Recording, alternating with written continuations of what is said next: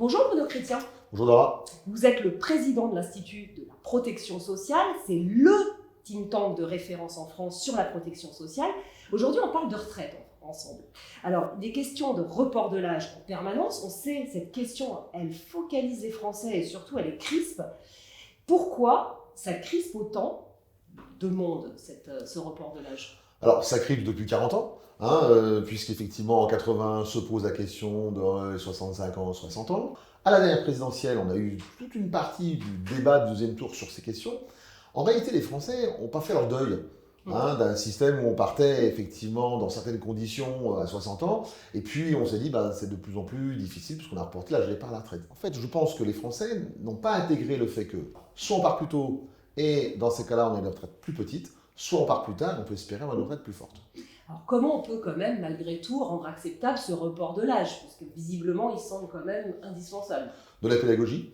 Alors on parle toujours de pédagogie, certes, mais il faut quand même expliquer cet équilibre financier, mais en même temps, donner des éléments de souplesse qui aujourd'hui sont insuffisants dans notre système. Et c'est ce que vous proposez justement à l'IPS, plus de souplesse dans le système? Voilà, on nous propose deux choses. Un, sécuriser le système, c'est quand même majeur qu'on touche les retraites.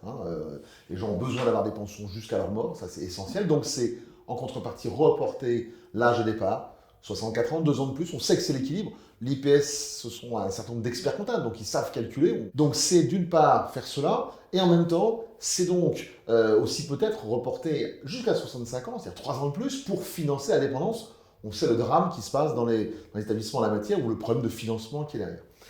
Mais aussi des éléments de souplesse, comme on disait. Par exemple, en matière de réversion, on peut donner beaucoup plus de souplesse. Les couples ne vivent plus de la même manière.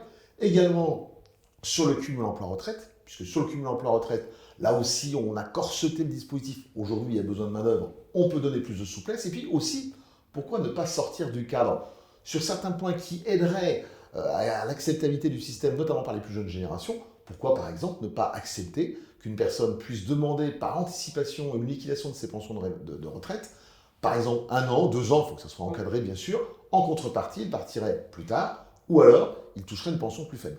Voilà des mesures qui constituent des moyens pour les Français, finalement, d'adapter le système à leur vie personnelle, à leurs besoins particuliers. Donc il existe des solutions, on en est ravis. Merci Bruno Chrétien. Merci Laura.